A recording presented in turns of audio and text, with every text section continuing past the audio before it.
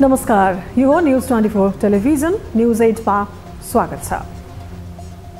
सत्ता राजनीतिमा एकपछि अर्को नाटकीय मोड थपिने क्रम रोकिएको छैन। जसले सत्ता निर्माण गर्यो उही आज सत्ताबाट बेदखल बनेको छ। हो, नेकपा एमाले सरकारबाट बाहिरिएको छ, त्यो पनि सरकार बनाएको मात्रै 2 महिनामा। एमालेका मन्त्रीहरूले प्रधानमन्त्री पुष्पकमल दाहाल समक्ष राजीनामा बुझाएका छन्। प्रधानमन्त्री प्रचण्डलाई दिएको विश्वासको मत पनि एमालेले फिर्ता लिएको छ। पुस 10 गते एमाले अध्यक्ष केपी ओलीको अगुवाईमा चुनावपछिको पहिलो सरकार गठन भएको थियो। उनै ओली 2 महिना अन्तरालमै सरकारबाट हट्ने निर्णय लिन बाध्य भएका छन्। प्रधानमन्त्रीले धोका दिएको र अस्थिरतालाई बढावा दिने काम गरेको भन्दै एमाले आक्रोशित बनेको छ। आउने दिनमा प्रतिपक्षी कित्ताबाट एमालेको चर्को प्रहार खेप्न प्रधानमन्त्री सहितको सत्ता कित्ता तयार भएर बस्दा हुन्छ। एमाले मात्रै होइन, राप्रपा पनि प्रतिपक्षी कित्तामा धकेलिएको छ। राप्रपाले पनि मन्त्रीहरूलाई फिर्ता गर्ने र विश्वासको मत पनि फिर्ता लिने निर्णय लिएको थियो। सरकारबाट हटे पनि राष्ट्रिय स्वतन्त्र पार्टीले भने सरकारलाई दिएको समर्थन फिर्ता लिएको छैन। राष्ट्रपति चयन प्रक्रियामा एकाएक उथलपुथल बनेको सत्ता राजनीति अब कसरी अगाडि बढ्छ, त्यो निकै चासोको विषय हो। राष्ट्रपतिमा 8 दलको समर्थनमा नेपाली कांग्रेसका वरिष्ठ नेता रामचन्द्र पौडेल उम्मेद्वार छन्। एमालेका नेता सुभाष नेम्बाङ पनि राष्ट्रपति पदमा प्रतिस्पर्धी छन्।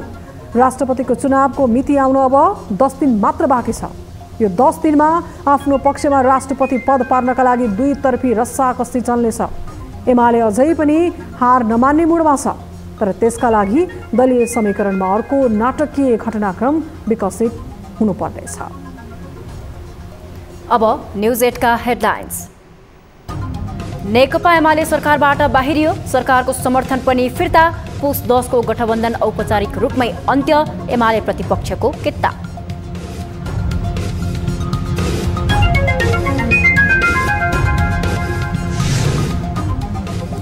राष्ट्रपतिको निर्वाचन अघि नै मन्त्री परिषद पुनर्गठन गर्न प्रधानमन्त्री प्रचण्डलाई दबाव। आफ्नो भागमा बढी मन्त्रालय पार्न दलहरू कसरतमा, 8 दलीय समीकरणलाई रासपाको साथ।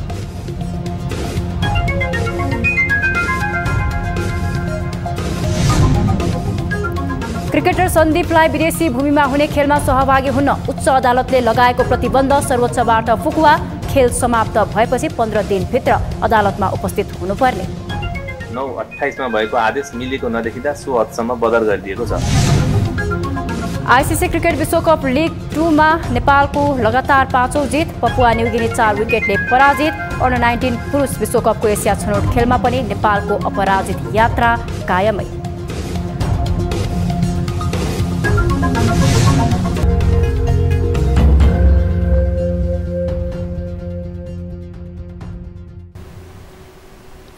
हामी निरन्तर न्यूजमा छौं। नेकपा एमालेका मन्त्रीहरूले सोमबार प्रधानमन्त्री पुष्पकमल दाहाल प्रचण्ड समक्ष राजीनामा बुझाएका छन्। प्रधानमन्त्रीको सरकारी निवास बालुवाटार पुगेर एमालेका 8 जना मन्त्रीहरूले राजीनामा बुझाएका हुन्। सोमबार बिहान नेकपा एमाले सचिवालय बैठकले सरकारलाई दिएको समर्थन फिर्ता लिँदै सरकारबाट बाहिरिने निर्णय गरेसँगै पार्टीका मन्त्रीहरूले राजीनामा बुझाएका हुन्। नेकपा एमालेबाट उपाध्यक्ष विष्णु पौडेल, उपप्रधान तथा अर्थमन्त्री सहित 8 मन्त्री सहभागी थिए। राजीनामा दिने अन्य मन्त्रीहरूमा परराष्ट्र मन्त्री डाक्टर विमला राय पौडेल, भूमि सुधार सहकारी तथा गरिबी निवारण मन्त्री राजेन्द्र कुमार राई, कृषि मन्त्री ज्वाला कुमारी शाह, महिला बालबालिका तथा ज्येष्ठ नागरिक मन्त्री भगवती चौधरी, उद्योग वाणिज्य तथा आपूर्ति मन्त्री दामोदर भण्डारी, स्वास्थ्य तथा जनसङ्ख्या मन्त्री पदम गिरी र रक्षा मन्त्री हरि उप्रेती छन्। पुस 11 गते सरकारमा सहभागी भएको एमालेले 2 महिनापछि सरकार छाडेको छ। गएको पुस 10 गते नेकपा माओवादी केन्द्रका अध्यक्ष पुष्पकमल दाहाललाई प्रधानमन्त्री बनाउन एमाले सहित 7 दलका सांसदले हस्ताक्षर गरेर बहुमत पुर्याएका थिए। नेकपा माओवादी केन्द्रका अध्यक्ष पुष्पकमल दाहाल प्रचण्डले चुनावी गठबन्धनबाट सरकारको नेतृत्व नपाएपछि पुस 10 गते एमालेको समर्थनमा प्रधानमन्त्री बनेका थिए। प्रचण्डले शुक्रबार 81 समीकरण बदल्दै कांग्रेस उम्मेदवारलाई राष्ट्रपति बनाउने निर्णय गरे पनि एमालेले राष्ट्रपति निर्वाचनसम्म सरकारको समर्थन कायम गर्ने निर्णय गरेको थियो। तर सोमबार एमालेले सरकारको समर्थन फिर्ता गर्दै आफ्ना मन्त्रीहरूलाई फिर्ता बोलाएसँगै पुस 10 को गठबन्धन औपचारिक रूपमै विघटन भएको छ। एक रिपोर्ट। स्थानीय तहको निर्वाचन हुँदै संघ र प्रदेशको निर्वाचनमा काँधमा काँध मिलाउँदै अघि बढेको 5 दलीय गठबन्धन छाडेर माओवादी केन्द्रका अध्यक्ष पुष्पकमल दाहाल प्रचण्ड पुस 10 गते बालकोट छिरे। तत्कालीन प्रधानमन्त्री केपी शर्मा ओलीले संसद विघटन गरेपछि तोडिएको ओली प्रचण्ड सम्बन्ध बालकोटको बारदलीबाट हात हल्लाउँदै गाँसिएको थियो। सबैलाई आश्चर्य पार्ने गरी गाँसिएको ओली प्रचण्डको साइनो पुनः 2 महिनामै धुइयो। वर्षौं वर्ष गठबन्धन कायम रहने भन्दै भाषणबाजी गर्दै हिँडेका प्रचण्डले कांग्रेसलाई छक्काउँदै एमालेको काँध चढेर प्रधानमन्त्री भएका थिए। तर पुस 26 गते कांग्रेसले अप्रत्याशित रूपमा प्रचण्डलाई प्रधानमन्त्रीमा विश्वासको मत दिएपछि एमाले तरङ्गित भएको थियो। 2 महिना नबित्दै प्रचण्डले राष्ट्रिय सहमतिको राष्ट्रपति भन्दै बोली फेर्न थालेपछि गठबन्धनमा दरार पैदा भयो। प्रचण्ड आफैले एमालेलाई लत्याउँदै शुक्रबार कांग्रेसलाई राष्ट्रपतिमा सघाउने भन्दै हस्ताक्षर गरे। राजनीतिक समीकरण बदल्दै प्रचण्डले 8 दलको साथ लिँदै राष्ट्रपति चयनमा बदले पनि एमालेले सरकारबाट फिर्ता हुने हठात निर्णय गरेको थिएन। जतिबेला राप्रपा सरकारबाट बहिर्गमन भइसकेको थियो, तर प्रधानमन्त्री प्रचण्डले एमाले मन्त्रीहरूलाई दबाब दिने रणनीति लिन थालेपछि सोमबार एमालेले सरकारको समर्थन फिर्ता लिँदै आफ्ना मन्त्रीलाई फिर्ता बोलायो। एमालेले सरकारको समर्थन फिर्ता लिएसँगै पुस 10 को गठबन्धन औपचारिक रूपमै विघटन भएको छ भने प्रतिपक्षको कित्तामा पुगेको छ। सत्ता स्वार्थमा रुमलिएका प्रचण्डलाई प्रधानमन्त्री दिएर गठबन्धन फुटाउन सफल भएका एमाले अध्यक्ष केपी ओली अब सदन र सडकबाट अर्को आन्दोलनको तयारीमा जुट्नेछन्। राजनीतिक दलहरूको सत्ताको दाउपेचको लडाईँलाई सदन र सडकबाट अगाडि बढाउन ओली कति सफल होला त्यो भने हेर्न बाँकी नै छ। न्यूज 24 टेलिभिजनका लागि राजनीतिक ब्युरोको रिपोर्ट। प्रधानमन्त्री पुष्पकमल दाहाल प्रचण्डले गठबन्धन परिवर्तन गरेसँगै नेपाली राजनीतिमा नयाँ मोड आएको छ। एमालेको बलियो समर्थनमा प्रधानमन्त्री बनेका प्रचण्डले अहिले कांग्रेस सहितका 8 दलहरूसँग साटगाँठ गरी राष्ट्रपतिमा कांग्रेसको उम्मेदवारलाई सघाउने निर्णय गरेपछि सत्ता गठबन्धन तितरबितर भयो। यो सँगै नेकपा एमालेले सरकारलाई दिएको समर्थन पनि फिर्ता लिएको छ। तर केन्द्रमा सरकारको समर्थन फिर्ता लिएको एमालेले प्रदेश सरकारबाट भने हात झिकेको छैन। एक रिपोर्ट। सोमबार पार्टी केन्द्रीय कार्यालय च्यासलमा बसेको एमाले केन्द्रीय सचिवालय बैठकले प्रचण्ड नेतृत्वको सरकारलाई दिएको समर्थन फिर्ता लिने निर्णय गर्यो। प्रचण्डले कांग्रेस लगायतका दलसँग सहकार्य अघि बढाएपछि सरकारलाई दिएको समर्थन फिर्ता लिने बाध्यात्मक अवस्थामा पुग्यो एमाले। सार्वजनिक रूपमा उहाँ चाहिँ नेकपा एमाले र नेकपा एमालेको सहभागिताका प्रति उहाँले सार्वजनिक रूपमा टिप्पणी गर्नु भइसकेपछि हामी यो सरकारमा रहिरहन उचित हुने देखेनौं र यही विश्लेषणको साथमा आजको पार्टीको केन्द्रीय सचिवालयको बैठकले सरकारबाट अलग हुने र सरकारलाई दिएको समर्थन पनि फिर्ता लिने निर्णय गरेको बेहोरा म यहाँलाई अवगत गराउन चाहन्छु। सरकारबाट बाहिरिने निर्णय गरेसँगै एमाले उपाध्यक्ष विष्णु पौडेलले सञ्चारकर्मीसँग प्रतिक्रिया दिँदै समर्थन फिर्ता लिएको जानकारी दिए। साथै उनले प्रधानमन्त्री प्रचण्डले राष्ट्रपतिका विषयमा बालकोटमा भएको सहमति कार्यान्वयन नगरेर देशमा राजनीतिक अस्थिरता ल्याएको आरोप समेत लगाए।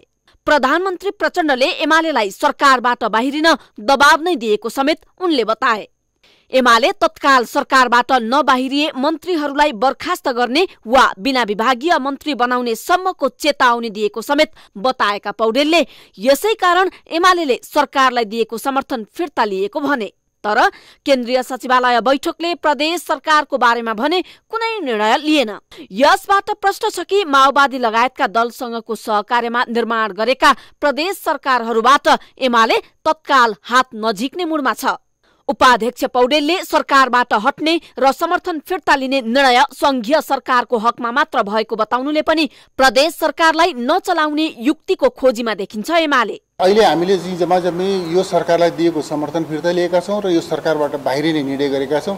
अन्य परिस्थितिका बारेमा हामीले अहिले केही छलफल गरेका छैनौं। मुलुकका 7 वटा प्रदेश मध्ये 3 वटा प्रदेशमा एमालेको नेतृत्व रहेको छ अहिले। यस्तै अन्य 3 प्रदेशमा एमालेबाट सरकारमा मन्त्रीहरू छन्। त्यसैले पनि एमाले आगामी परिस्थिति हेरेर मात्रै निर्णय लिने रणनीति अख्तियार गरिरहेको छ। न्यूज 24 टेलिभिजनका लागि राजनीतिक ब्युरो। प्रधानमन्त्री पुष्पकमल दाहाल प्रचण्ड नेतृत्वको सरकारलाई दिएको समर्थन एमाले र राप्रपाले फिर्ता लिइसकेका छन्। तर सरकारबाट फिर्ता भएको रासोपाले सरकारलाई दिएको समर्थन भने कायमै राख्ने निर्णय गरेको छ। यसरी 8 दलीय समीकरणलाई रासोपाले पनि साथ दिएको छ। यस्तो अवस्थामा प्रधानमन्त्री प्रचण्डले मन्त्री परिषदमा पुनः भागबण्टा गर्ने तयारी गरिरहेका छन्। यहाँ नयाँ समीकरणमै पुनर्गठन हुन लागेको मन्त्री मण्डलमा कुन दलको कस्तो रहँदैछ त अवस्था? एक रिपोर्ट। नेकपा एमाले र राप्रपाले सरकारलाई दिएको समर्थन फिर्ता लिएसँगै नयाँ मन्त्रीहरू चयन गर्नुपर्ने अवस्था प्रधानमन्त्री प्रचण्डलाई छ। यस्तो अवस्थामा उनले राष्ट्रपतिको निर्वाचन हुनु पहिले नै मन्त्री परिषद पुनर्गठन गर्ने तयारी थालेका छन्। गठबन्धनका नेताहरूले पनि राष्ट्रपति चुनाव अघि नै मन्त्री परिषद विस्तार र पुनर्गठन गर्दा चुनावलाई थप सहयोग हुने र आशंका नहुने परिस्थिति बन्ने भएकाले यसबारे प्रधानमन्त्रीले तत्काल निर्णय लिँदा उपयुक्त हुने बताइरहेका छन्। यसबारे 8 दलीय गठबन्धन बनेसँगै छलफल पनि भइरहेको छ। तत्काल मन्त्री परिषद पुनर्गठन गर्ने तयारी भइरहँदा गठबन्धनमा समावेश कुन दलको माग कस्तो छ त? यो चासोको विषय बनेको छ। यस्तो छ मन्त्री परिषदमा सम्भावित परिदृश्य। एमाले, राप्रपा र रासोपाले छाडेका सहित प्रधानमन्त्रीसँग यस अघि नै जसपाका लागि भनेर राखिएका मन्त्रालय बाँडिनेछन्। बालुवाटार स्रोतका अनुसार गृह मन्त्रालय माओवादीले नै राखेर अर्थ मन्त्रालय कांग्रेसलाई दिने समझदारी भइसकेको छ। नेकपा एकीकृत समाजवादीले 3 वटा मन्त्रालयमा दाबी गरेको छ। तर यसले 2 मन्त्री र 1 राज्य मन्त्री पाउने सम्भावना छ। जसपाले पनि 3 वटा मन्त्रालयमा दाबी गरेको छ। यस अघि एमालेले पाएका मन्त्रालय कांग्रेसले पाउने मोटामोटी सहमति भएको छ। समग्रमा हेर्दा एमालेले पाएको मन्त्रालयको संख्या नघट्ने गरी कांग्रेसले भाग प्राप्त गर्ने र सम्भवतः थप 1 मन्त्रालय बढी पाउने सम्भावना छ। राष्ट्रिय जनमोर्चाले सरकारमा जाने वा नजाने निर्णय गरिसकेको छैन। 2 मन्त्रालयको दाबी गरे पनि लोकतान्त्रिक समाजवादी पार्टीले एउटा मन्त्रालय पाउने सम्भावना छ। जनमत पार्टीले 2 वटा मन्त्रालयको दाबी गर्दै आएको छ। सरकारलाई समर्थन कायम राखेको रासोपाका विषयमा अहिले नै कुनै ठोस विचार विमर्श गरिएको स्थिति छैन। सरकारलाई समर्थन गरेको नागरिक उन्मुक्ति पार्टीले आफ्ना संरक्षक रेशमलाल चौधरी सहितका अन्य राजबन्दीको रिहाई नगरेसम्म सरकारमा नजाने अडान लिइरहेको छ। राष्ट्रपतिका लागि निर्वाचन फागुन 25 गते हुँदैछ। उपराष्ट्रपतिका लागि निर्वाचन चैत्र 3 गते हुनेछ। यस्तै चैत्र 12 गते भित्र प्रधानमन्त्रीले विश्वासको मत लिनुपर्ने संवैधानिक बाध्यता छ। त्यसैले यस बीचमा मन्त्री परिषदलाई पूर्णता नै दिने कि 8 दलका केही मन्त्री नियुक्त गरेर बाँकी मन्त्री चैत्र 12 गतेपछि नियुक्त गर्ने भन्ने टुङ्गो लागिसकेको स्थिति भने छैन। न्यूज 24 टेलिभिजनका लागि राजनीतिक ब्युरो। राष्ट्रिय स्वतन्त्र पार्टीले सरकारलाई दिएको समर्थन कायमै राख्ने भएको छ। सोमबार पार्टी केन्द्रीय कार्यालय वसुन्धरामा बसेको पार्टीको केन्द्रीय कमिटीको बैठकले यस्तो निर्णय गरेको हो। बैठकले उपयुक्त समय नआउन्जेलसम्मका लागि सरकारलाई दिएको समर्थन यथावत राख्ने निर्णय भएको पार्टीका सहमहामन्त्री कविन्द्र बुर्लाकोटीले जानकारी दिए। उनले बैठकले राष्ट्रपति निर्वाचनका लागि नेकपा एमाले र नेपाली कांग्रेस दुवै दलले सहयोग मागे पनि अहिलेसम्म पार्टीले कसलाई समर्थन गर्ने भन्ने बारेमा कुनै निर्णय लिइ नसकेको स्पष्ट पारे। यस्तै रासोपाले आउँदो वैशाख 10 गते चितवन क्षेत्र नम्बर 2 मा हुने उपनिर्वाचनका लागि दल दर्ता गर्ने निर्णय गरेको छ। राष्ट्रपति निर्वाचनका सन्दर्भमा भने दुवै पक्षले मत मागेको र अझै पनि सहमतिको पहल भइरहेकाले घटनाक्रम हेरेर निर्णय गर्ने रासोपाले निर्णय गरेको छ।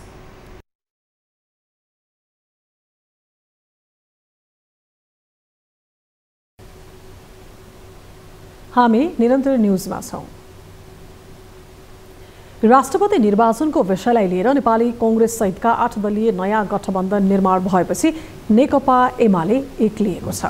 नेपाली राजनीतिका चतुर खेलाडीका रूपमा चिनिने एमाले अध्यक्ष केपी शर्मा ओलीले पुस 10 गते सत्ता आफ्नो पोल्टामा त पारे। तर ओली र प्रधानमन्त्री प्रचण्ड बीच देखिएको शक्ति सङ्घर्षकै कारण फेरि एमाले सत्ताबाट बाहिरिएको छ। यो सँगै उसले 5 दलीय गठबन्धन तोडिँदा पाएको प्रत्याशित सत्ता प्राप्ति समेत गुमाएको छ। एक रिपोर्ट।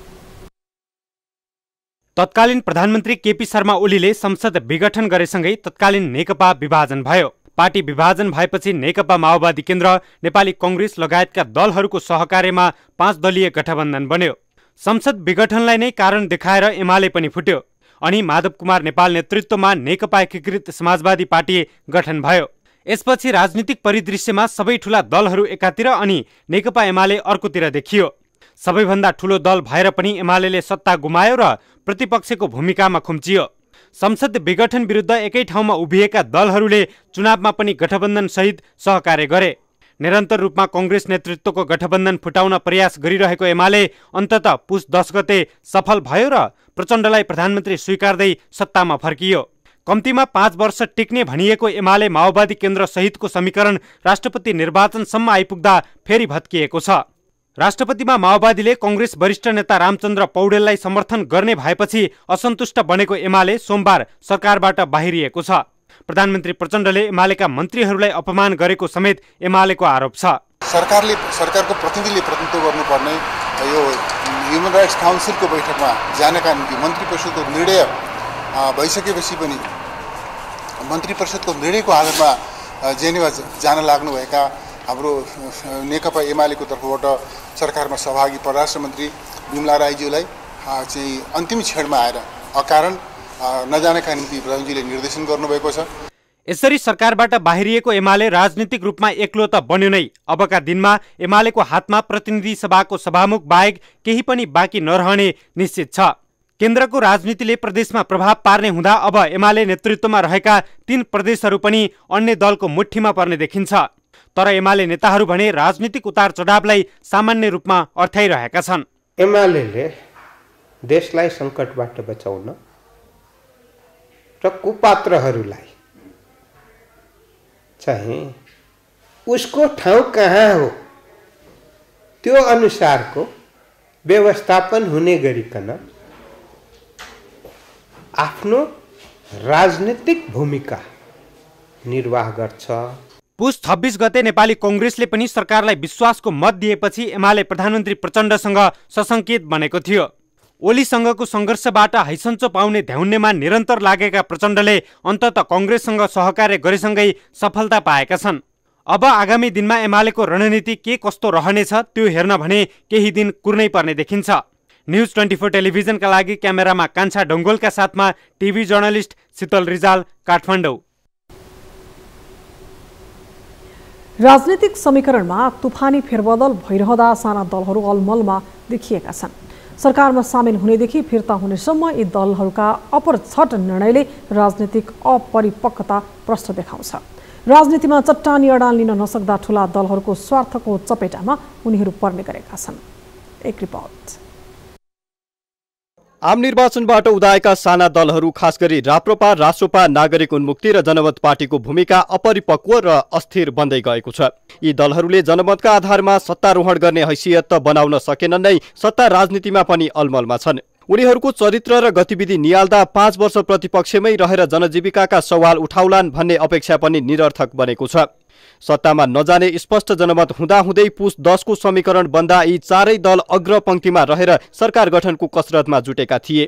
संसदको अङ्कगणितका कारण सरकार निर्माण कठिन भएको भन्दै आफ्नो चुनावी मुद्दालाई भुलेर हतार हतार सरकारमा सामेल भए। राप्रपा र रासोपालाई त स्वविवेक भुलेर एमाले अध्यक्ष केपी ओलीको गोटी बनेको आरोप समेत लाग्यो। राष्ट्रपति निर्वाचनका लागि फरक समीकरण बन्ने परिस्थिति आउँदा राप्रपाले दायाँ बायाँ विचारै नगरी सरकारलाई दिएको समर्थन फिर्ता लिने निर्णय गर्यो। चुनावी म्यान्डेट अनुसार राप्रपा प्रतिपक्षमा त आयो, तर यसका लागि अनेकौं राजनीतिक ठक्कर खानु पर्यो र सरकारबाट बाहिरिने क्रममा पनि जुन उद्देश्यका साथ, जुन एउटा कल्पना, जुन एउटा अठोट, जुन संकल्पका साथ हामीहरू सरकारमा सहभागी भयौँ, त्यो उद्देश्यमा चाहिँ करिब पुग्ने खालको कुराहरू अब सम्भव नहुने भयो भन्ने हामीले बोध गरिसकेपछि हामीले सरकारबाट हामीले फिर्ता हुने हामीले निर्णय गर्यौँ। सत्ता समीकरणमा पुगेपछि जब राजनीतिका पुराना खेलाडीहरूसँग उनीहरूको काँध मिल्न थाल्यो, राजनीतिक भुमरीको चपेटामा उनीहरू परे। गृह मन्त्रालय गुमाउनु परेपछि राष्ट्रिय स्वतन्त्र पार्टी झस्कियो र त्यसकै आधारमा सरकारबाट बाहिरिने निर्णय समेत गर्यो। रेशम चौधरी लगायतको रिहाईको शर्तसहित सरकारलाई समर्थन गरेको नागरिक उन्मुक्ति पार्टी सरकारले व्यवस्था गरिदिँदा खिस्रिक्क पर्यो। जनमत पार्टीले आफूले मागेको मन्त्रालय पनि पाउन सकेन। राप्रपा सरकारमै रहँदा राजसंस्था र हिन्दू राष्ट्रको नाराका कारण प्रधानमन्त्रीसँग एकमत हुन सकेन। अझै पनि सरकारबाट बाहिरिने आँट गरिसकेको छैन। उसले सरकारलाई दिएको समर्थन कायमै राख्ने निर्णय गरेको छ। सत्तामा जाने र सरकारमा रहने अपरिपक्व खेलबाट रासोपा अझ चेतिसकेको छैन। हामीले यो संकेत देखेको कारणले नै योभन्दा अगाडिकै बैठकबाट हामी सरकारबाट बाहिरिने निर्णय गरेका हौँ। हाम्रो समर्थन कायम नै छ र नेपालको राजनीतिमा अर्को घटनाक्रम नभएसम्म यो चाहिँ उपयुक्त समयसम्म हाम्रो सरकारलाई दिएको समर्थन चाहिँ कायम रहन्छ। हामीले अहिले सरकारलाई दिएको समर्थन फिर्ता लिने सम्बन्धमा निर्णय गरेका छौँ। नागरिक उन्मुक्ति र जनमत पार्टी भने अझै जता सरकार त्यतै संलग्नताको बाटोमा छन्। फरक गठबन्धनमा पनि बिना हिचकिचाहट सामेल भएका उनीहरूले पार्टीभित्र गठबन्धन वा सरकार कतै पनि परिपक्व निर्णय गर्न सकेका छैनन्। प्रतिपक्षमा रहने वा सरकारमा जाने चट्टानी अडानको कमी उनीहरूमा देखिएको छ। सत्ताको छिना झप्टीको राजनीतिक संस्कारको लतमा नयाँ दलहरू समेत नराम्ररी फसेका छन्। न्युज 24 टेलिभिजनका लागि क्यामेरामा अशोक मानन्धरका साथमा टिभी जर्नलिस्ट सुजन चालिसे, काठमाडौँ। नेकपा एमाले र राप्रपाले सरकारलाई दिएको समर्थन फिर्ता लिएसँगै प्रधानमन्त्री पुष्पकमल दाहाल प्रचण्ड पुनः विश्वासको मत लिने तयारीमा जुटेका छन्। गएको पुस 10 गते 159 सांसदको समर्थनमा प्रधानमन्त्री बनेका पुष्पकमल दाहाल प्रचण्ड अहिले पुनः विश्वासको मत लिनुपर्ने अवस्थामा पुगेका हुन्। एक रिपोर्ट। नेकपा एमाले र राप्रपाले सरकारलाई दिएको समर्थन फिर्ता लिएसँगै प्रधानमन्त्री पुष्पकमल दाहाल प्रचण्डले पुनः विश्वासको मत लिनुपर्ने भएको छ। गएको पुस 10 गते 7 दलका सांसदहरू र 3 स्वतन्त्र सांसदको समेत गरी 169 जनाको समर्थन पाएर प्रधानमन्त्री बनेका प्रचण्ड कंग्रेस सहित 8 दलीय गठबन्धनसँगको सहकार्यमा पुगेपछि पुनः विश्वासको मत लिने तयारीमा जुटेका हुन्। एमाले सोमबार र राप्रपाले गएको शनिबार नै सरकारलाई दिएको समर्थन फिर्ता लिएको छ। बैठकले चाहिँ सरकारलाई दिएको समर्थन फिर्ता लिने र सरकारबाट पनि बाहिरिने निर्णय गरेको छ। यसै गरी प्रदेश सरकारमा पनि राप्रपाले समर्थन दिएको प्रदेशहरूमा र सरकारमा सहभागी भएको प्रदेशहरूमा पनि फिर्ता लिने र प्रदेश सरकारबाट बाहिरिने निर्णय गरेको छ। प्रधानमन्त्री प्रचण्डले राष्ट्रपतिको निर्वाचनमा सत्ता गठबन्धन बाहिर गएर कांग्रेसलाई सघाउने निर्णय गरेसँगै एमाले एक्लियो। तर पनि उसले तत्काल सरकारबाट बाहिरिने मूड बनाएको थिएन। तर प्रचण्डले आइतबार परराष्ट्र मन्त्री डाक्टर बिमला राई पौड्याललाई संयुक्त राष्ट्र संघको महासभामा जान लाग्दा रोकआउट गरे। यसलाई एमाले अपमानको रूपमा लियो अनि एमालेबाट मन्त्री बनाइएकालाई बिना विभागीयमा झार्न लागिएको आरोप लगाउँदै सरकारबाट बाहिरियो र समर्थन समेत फिर्ता लियो। पुष्पकमल दाहाल प्रचण्डजीको नेतृत्वको वर्तमान सरकारलाई दिएको समर्थन, नेकपा एमाले दिएको समर्थन फिर्ता लिने र सरकारबाट अलग हुने निर्णय गरेको बेहोरा म यहाँलाई अवगत गराउन चाहन्छु। राष्ट्रिय छवि र गरिमालाई बचाउँदै कसरी अन्तर्राष्ट्रिय प्रतिबद्धतामा हाम्रो ऐक्यबद्धता जनाउने भन्ने नै हाम्रो फोकस थियो। यसरी हामीले विभिन्न चरणको चाहिँ तयारीहरू गरिरहेका थियौँ। तर अन्तिम समयमा गएर अब प्रधानमन्त्रीज्यूले चाहिँ नजानु भनेर एडभाइस गर्नुभएकोले म आफूले नेतृत्व गरेर जान सकिनँ। त्यो भएर चाहिँ मेरो यो भ्रमण चाहिँ म आफू चाहिँ फिर्ता भएँ र त्यसपछि अरू टोली जानु भएको छ।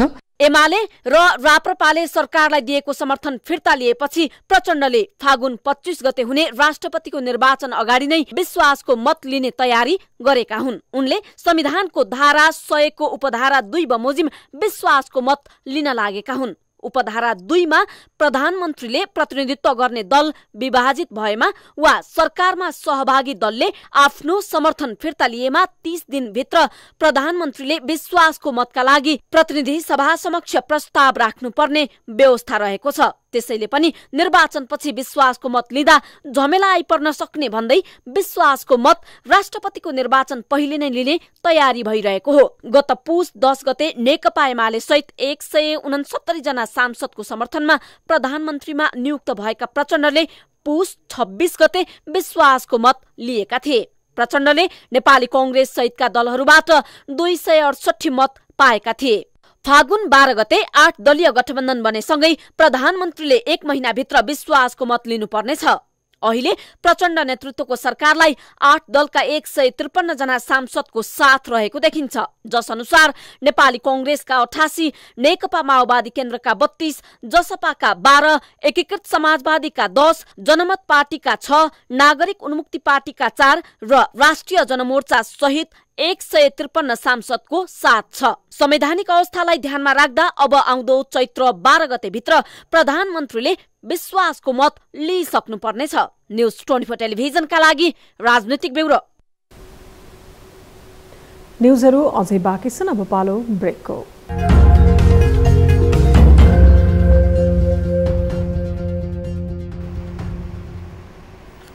हामी निरन्तर न्यूजमा छौं।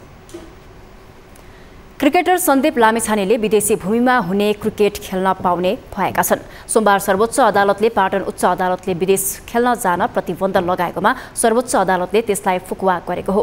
न्यायाधीश सपना मल्ल प्रधान र कुमार चुडालको संयुक्त इजलासले लामिछानेलाई 20 लाख थरौटीमा छोड्ने पुस 28 गतेको उच्च अदालतको आदेश सदर गरेको हो। सर्वोच्चले सन्दीपको रोक्का भएको राहदानी फुकुवा गर्न पनि आदेश दिएको छ। सन्दीप खेल समाप्त भएपछि म्याद बाहेक 15 दिनभित्र अदालतमा उपस्थित भएर जानकारी गराउनु पर्नेछ। यस शर्तको उल्लङ्घन गरेको खण्डमा भने यो सुविधा फिर्ता लिने जानकारी सन्दीपलाई गराउन पनि अदालतले आदेश दिएको छ। अदालतले फास्ट ट्र्याकमा मुद्दाको किनारा लगाउन पनि जिल्ला अदालत काठमाडौँलाई आदेश दिएको छ।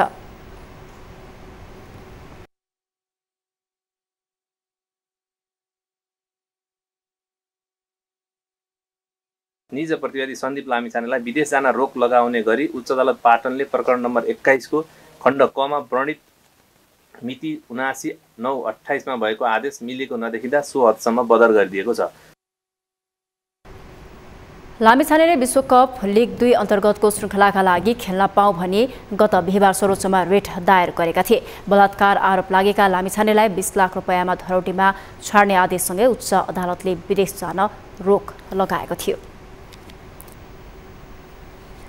सामान्य रुगाखोकीको समस्या आएपछि हिमाल अस्पताल लगिएकी 28 महिने बालिकाको ज्यान गयो।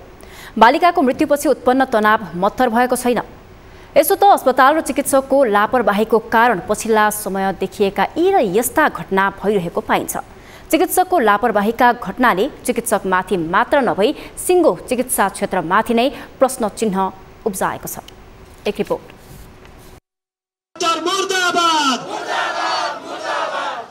डाक्टर मुर्दाबाद, मान्छे मार्न पाइँदैन,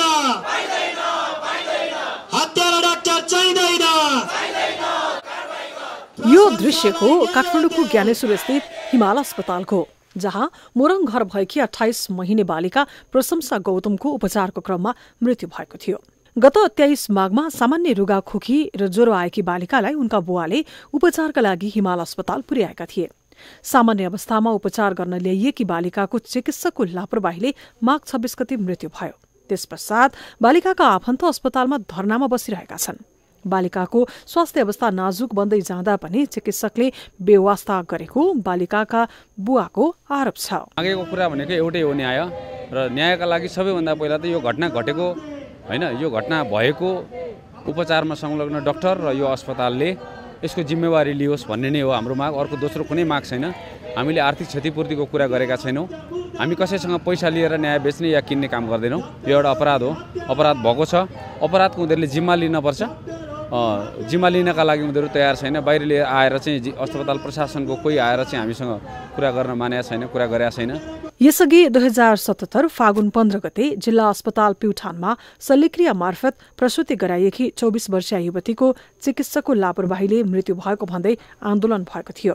त्यस्तै 29 भदौ 2076 पनि काठमाडौँको चाभैल स्थित ओम अस्पतालमा डाक्टर समयमै नआएर नर्सले गलत औषधि चलाएका कारण बुटवलकी एक युवतीको मृत्यु भएको आरोपमा आफन्तहरूले अस्पताल तोडफोड समेत गरेका थिए। यी प्रतिनिधि उदाहरण मात्र हुन्। चिकित्सक तथा अस्पतालको लापरवाहीका कारण यस्ता धेरै घटनाहरू विगतदेखि घटिरहेका छन्। यस्ता घटनामा चिकित्सकीय लापरवाही हुने भने तापनि अधिकांश मेसिनरी र मानवीय त्रुटि भएको बताइने गरिन्छ। मेडिकल काउन्सिलको तथ्याङ्क हेर्दा पनि पछिल्लो समय अस्पताल तथा चिकित्सकहरूको लापरवाही विरुद्ध उजुरी बढेको पाइएको छ। नेपाल मेडिकल काउन्सिलमा जति उजुरी बढ्दै जान्छन् के बुझ्नु पर्यो भन्दाखेरि आम मानिसले प्रणालीलाई विश्वास गर्दैछन्, यो देशको सिस्टमलाई विश्वास गर्दैछन्। इन प्रिन्सिपल कुनै पनि किसिमको स्वास्थ्यसँग सम्बन्धित उपचारमा लापरवाही होस् वा त्रुटि होस्, कुनै पनि विषयवस्तु होस्, त्यसको सम्बन्धमा आधिकारिक रूपमा छानबिन गरी कारबाही गर्ने निकायको रूपमा 2020 सालमै परिकल्पना गरी नेपाल मेडिकल काउन्सिल गठन भइसकेको ऐनमार्फत चिकित्सा क्षेत्र व्यावसायिक पेशा मात्र नभएर सामाजिक उत्तरदायित्व वहन गर्ने पेशा समेत हो। चिकित्सकले उपचारका क्रममा गर्ने सानोभन्दा सानो गल्तीका कारण बिरामीको ज्यान नै जान सक्छ। तर पछिल्लो समय बढ्दो क्रममा देखिएका चिकित्सक तथा अस्पतालहरूका यस्ता लापरवाहीका घटनाले चिकित्सा क्षेत्रको संवेदनशीलता हराउँदै गएको हो कि भन्ने आभास हुन थालेको छ। क्यामेरामा सुनिल गुरुङको साथमा टिभी जर्नलिस्ट त्रिगुणा भट्टराई बस्नेतको रिपोर्ट। हामी निरन्तर न्यूजमा छौं। सम्झौता गरेको 3 वर्ष बित्न लाग्दा समेत बाजुराको सेरा आटिचौर थामलेख सडक कालोपत्री पूरा हुन सकेको छैन। ठेकेदारले सम्झौता अनुसार काम नगर्दा यो सडक अलपत्र अवस्थामा रहेको छ। एक रिपोर्ट। ठेकेदारले सम्झौता अनुसार काम नगर्दा बाजुरादेखि बजाङसम्म सञ्चालन हुने सेरा आटिचौर थामलेख सडक कालोपत्रेको काम अलपत्र बनेको छ। 2076 सालमा अनक जयदेवी जेबी नेपालगञ्जले 3 वर्षभित्र 5.6 किलोमिटर सडक कालोपत्रे गरिसक्ने सम्झौता गरेको थियो। 3 वर्षमा सडक 1 किलोमिटर पनि कालोपत्रे हुन सकेको छैन। समयमै सडक कालोपत्रे नगरिदिँदा यातायात सञ्चालन गर्न कठिनाई हुनुका साथै कच्ची सडक र प्रदूषणले जनस्वास्थ्यमा समेत असर परेको छ। रोडको बारेमा कुनै ठेकेदारले पनि अब ठेकेदार यो भन्ने पनि मुख्य थाहा छैन सर हामीलाई। अब थाहा नभएको कारणले हामीले अब धुवा खाइरहेको छौँ। बच्चाबच्चीलाई समस्या छ। रोडमा आउँछन्, मेरा त नजिकै बाल आश्रम पनि छ सर। अब रोडमा बच्चाहरू आउँछन्। अब यो रोड कहिलेसम्म पिचुने त्यो हामीलाई पनि थाहा छैन सर। सडक कालोपत्रे नहुँदा सडकका खाल्डाखुल्डीले दुर्घटनाको जोखिम पनि उत्तिकै बढाएको छ। साना तथा ठूला दूरीका सवारी साधनहरू सञ्चालन गर्न पनि कठिनाई भइरहेको चालकहरूको गुनासो छ। बाटाघाटामा त्यस्तै छन्, कहीँ ढुङ्गा छन्, कहीँ केही छ। अब अहिलेसम्म पिच भइदिएको भए त हामीलाई पनि अलिक सरल हुन्थ्यो। पिच नभएको कारणले यस्तै हामी पनि दुखी छौँ। सडक कालोपत्रेको जिम्मा लिएको ठेकेदार कम्पनीले 2 वर्ष अघि कोरोना संक्रमणको कारण काम प्रभावित भएको बताएको थियो। त्यसयता ठेकेदार कम्पनी सम्पर्कमै आउन नखोजेको स्थानीय जनप्रतिनिधिहरू बताउँछन्। बाजुरादेखि बजाङसम्मका जनताहरूको आवाजात गर्ने सडक भएका कारणले धेरै जनताहरूलाई असहज भएको छ। एकातिर हामी जनप्रतिनिधिका रूपमा रहँदा हाम्रो पनि अलिकति बेइज्जत भएको जस्तो मलाई महसुस भएको छ। कि अब काम गर्ने क्रममा उहाँहरूले ठुलो लापरवाही गरिराख्नु भएको छ। 11,79,48,026 रुपैयाँ 18 पैसाको लागतमा 3 वर्षभित्र काम सक्ने गरी कम्पनीले सम्झौता गरेको थियो। कोरोना महामारी लगायतका कारणले तोकिएको समयमा काम सम्पन्न हुन नसकेको ठेकेदार कम्पनीको भनाइ छ। सम्झौताको 60% काम सम्पन्न भइसकेको र बाँकी काम यसै वर्षभित्र सम्पन्न गर्ने उसको दाबी छ। पूर्वाधार विकास कार्यालय अछामले पनि ठेकेदार कम्पनीको लापरवाहीले गर्दा समयमै काम सम्पन्न नभएको जनाएको छ। न्यूज 24 टेलिभिजनका लागि बाजुराबाट टिभी जर्नलिस्ट गगन अयडीको रिपोर्ट। कथित बोक्सी काण्ड, हतौडा काण्ड लगायत विभिन्न काण्डले विगतदेखि नै चर्चामा रहेको पालिका हो कैलालीको घोडाघोडी नगरपालिका। पछिल्लो समय यो पालिकामा मेयर र प्रमुख प्रशासकीय अधिकृत बीच द्वन्द्व चर्किएको छ। 2 जनाको टसलले गर्दा नगरपालिकाका सेवाग्राहीहरू समेत प्रभावित भएका छन्। नगरको काम छाडेर 2 जनाको टसलले नगरवासीहरू आजित छन्। एक रिपोर्ट। कैलालीको घोडाघोडी नगरपालिकाका मेयर खड्ग बहादुर राउत र प्रमुख प्रशासकीय अधिकृत दीपक कुमार आचार्य बीच द्वन्द्व चर्किँदै गएको छ। यसअघि मुख्यमन्त्री तथा मन्त्री परिषदको कार्यालय धनगढी सरुवा भएका आचार्य पुनः घोडाघोडी नगरपालिका फर्किएपछि मेयर चिडिएका हुन्। आचार्य पुनः आफ्नो नगरपालिका फर्किएपछि नेकपा एकीकृत समाजवादीबाट निर्वाचित मेयर राउत उनलाई रोक्न काठमाडौँ पुगेका छन्। जनताको सेवा गर्न भन्दै निर्वाचित जनप्रतिनिधि र नेपाल सरकारको कर्मचारीको लडाईँबाट नगरवासीहरू आजित छन्। उहाँहरूले गर्दा नगरपालिका अगाडि होइन 10 वर्ष पछाडि अझै धकेल्ने अवस्था छ। अब त हामी आत्तिसक्यौँ। प्रशासकीय मेयर साहबको विषयको यो द्वन्द्व जुन भइरहेछ यसले गर्दा अलिकति हामीलाई पनि थोरै लज्जित महसुस भएको छ। कर्मचारी सरुवा हुनु बढुवा हुनु ठुलो कुरा होइन, यो हुने नियमित प्रक्रिया हो।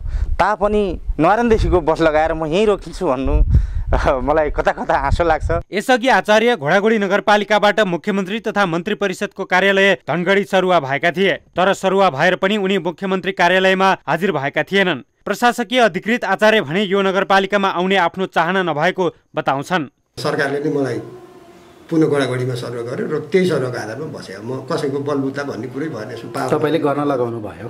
गर्न लगाइनँ मैले। तपाईँ गएर मन्त्रालयमा मेरो निवेदन हेर्न सक्नुहुन्छ। मैले सुर्खेत सर्वे मागेको छु, काठमाडौँ सर्वे मागेको छु। कैलालीका 13 मध्ये गडागडी नगरपालिका बाहेक अधिकांश पालिकाहरूले हिउँदे अधिवेशन सम्पन्न गरिसकेका छन्, तर यो नगरपालिकामा अधिवेशन हुन सकिरहेको छैन। प्रशासकीय अधिकृत र मेयर बीचको प्रतिशोधको लडाईँले जनताको काम कारबाही हुन सकेको छैन। यही कारण जनप्रतिनिधिहरू बीच पनि फाटो आउने देखिएको छ। केही निर्वाचित जनप्रतिनिधिहरू आचार्यलाई रोक्न भन्दै लिखित रूपमै दबाब दिइरहेका छन् भने केही सरुवा गराउन भूमिका खेलिरहेका छन्। अब सोचे जस्तो काम हुन सकिरहेको छैन सर, त्यसमा हामी स्वयं शर्मिन्दा छौँ सर। आफू अनुकूलको प्रशासकीय अधिकृत मिलाउने मेसोमा लागेका जनप्रतिनिधिहरू भने यसबारे प्रतिक्रिया दिन चाहँदैनन्। कर्मचारीहरूमाथि जनप्रतिनिधिको दबाव तथा कर्मचारीको राजनैतिक प्रभावबाट हुने खिचातानीले आम सर्वसाधारणहरू मर्कामा परेका छन्। न्युज 24 टेलिभिजनका लागि कैलालीबाट टिभी जर्नलिस्ट लोकु सिंह ठकुरीको रिपोर्ट। अब बिजनेस न्युज।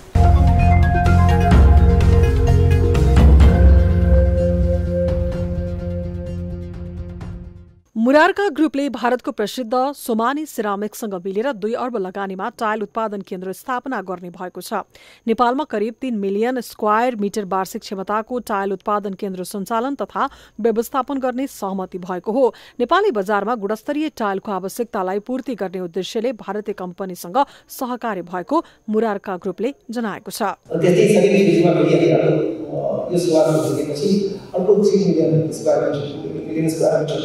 अर्को प्लान राखेछौँ र त्यसको कस्ट चाहिँ त्यति बेला डिटरमाइन हुन्छ जति बेला कि अब कुन किसिमको प्लान राख्ने कसो राख्ने भन्ने कुरा र मिनिमम 2 लाइन चाहिँ हामी फर्स्ट फेज र सेकेन्ड फेज गरेर 6 मिलियन टन भने नेपालको रिक्वायरमेन्ट 36% चाहिँ हामी पालन गर्ने लक्ष्य लिएका छौँ। नेपालको मुरारका ग्रुपसँगको सहकार्यले आवश्यक तथा औद्योगिक प्रायोजनका लागि सहयोग पुग्ने भारतीय कम्पनीले जनाएको छ।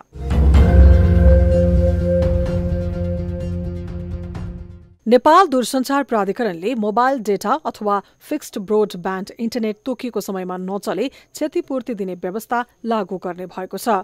दूरसञ्चार सेवाको गुणस्तर सम्बन्धी विनियमावली 2079 जारी गर्दै प्राधिकरणले इन्टरनेट नचले सेवा प्रदायकले क्षतिपूर्ति उपलब्ध गराउनुपर्ने कानूनी व्यवस्था गरेको हो। इन्टरनेट सेवा खरिद गरे पनि नचल्ने र चले पनि न्यून गतिमा चल्ने ग्राहकको धेरै गुनासो आउने गरेको छ। प्राधिकरणले त्यसलाई सम्बोधन गर्ने उद्देश्यसहित उक्त कानूनी व्यवस्था गरेको हो। यसअघि 2073 सालमा पनि यस्तै विनियमावली जारी गर्दै प्राधिकरणले फोन कल भइरहँदा काटिए त्यसको क्षतिपूर्ति गर्नुपर्ने व्यवस्था लागू गरेको थियो। यो व्यवस्था आगामी वैशाख 1 गतेदेखि लागू हुने जनाइएको छ।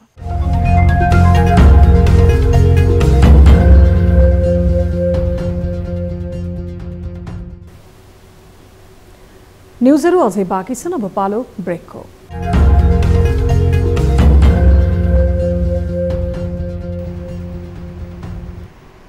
हामी निरन्तर न्युजमा छौँ। अब sports news.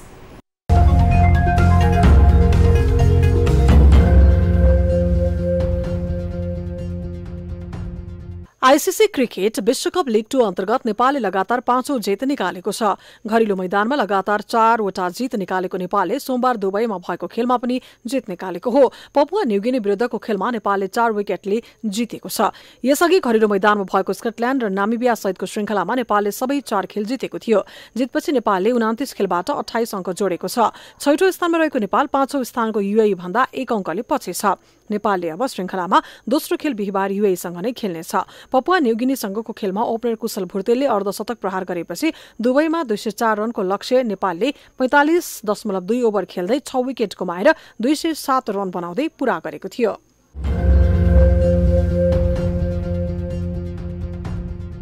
ICC under 19 Asia विश्वकप छनौटमा नेपालले लगातार तेस्रो जित हात पारेको छ। यूएईको अजमानमा भइरहेको प्रतियोगितामा सोमबार नेपालले हङकङलाई 9 विकेटले पराजित गरेको हो।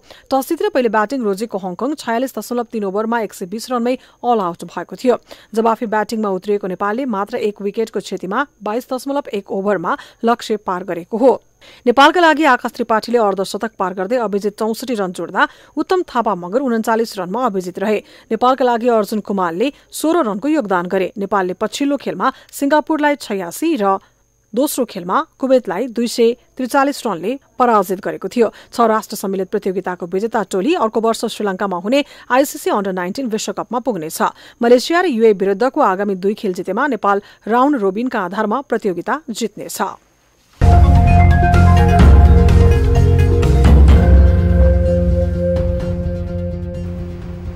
हामी निरन्तर न्यूजमा छौं।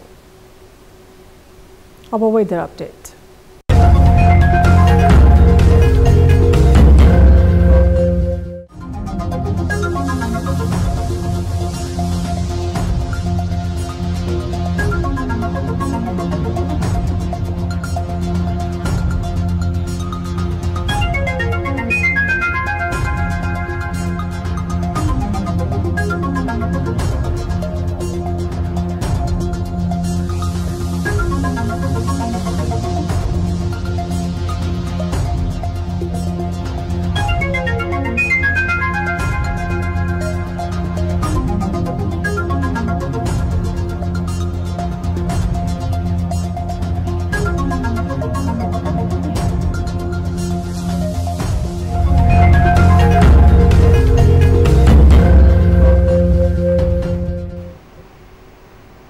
अब न्यूज 8 को अन्त्यमा पुनः हेडलाइन्स। नेकपा एमाले सरकारबाट बाहिरियो, सरकारको समर्थन पनि फिर्ता। पुस 10 को गठबन्धन औपचारिक रूपमै अन्त्य, एमाले प्रतिपक्षको कित्तामा।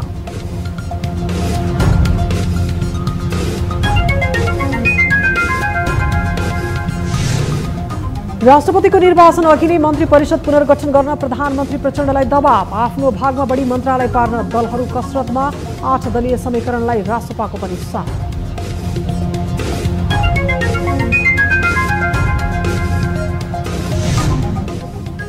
क्रिकेटर सन्दीपलाई विदेशी भूमिमा हुने खेलमा सहभागी हुन उच्च अदालतले लगाएको प्रतिबन्ध सर्वोच्चबाट फुकुवा।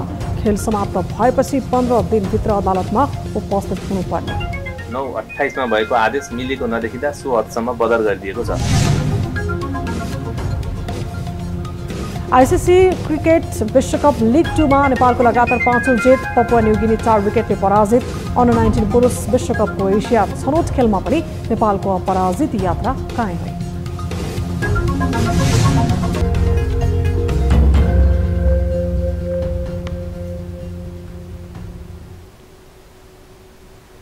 न्यूज 8 अहिलेलाई यति नै। जाँदा जाँदै ताली र गालीका लागि हामीले सोधेको प्रश्न।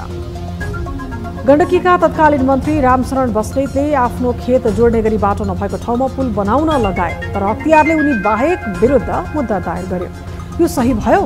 सही भयो भन्नेले तालीमा र भएन भन्नेले गालीमा हाम्रो पात्रको एप्लिकेसनमा गएर भोट गर्न सक्नुहुनेछ। थप न्यूजका लागि हाम्रो वेबसाइट www.news24nepal.com हेर्नुहोला। साथै हामीलाई फेसबुक, ट्विटर र युट्युबमा पनि फलो गर्न सक्नुहुनेछ। यस्तै मोबाइल फाइबर र इमेलबाट 24 हेल्प डेस्कमा समस्याहरू गुनासो गर्न सक्नुहुनेछ। अहिलेलाई बिदा दिनुहोस्। हामी निरन्तर न्यूजमा छौं। नमस्ते।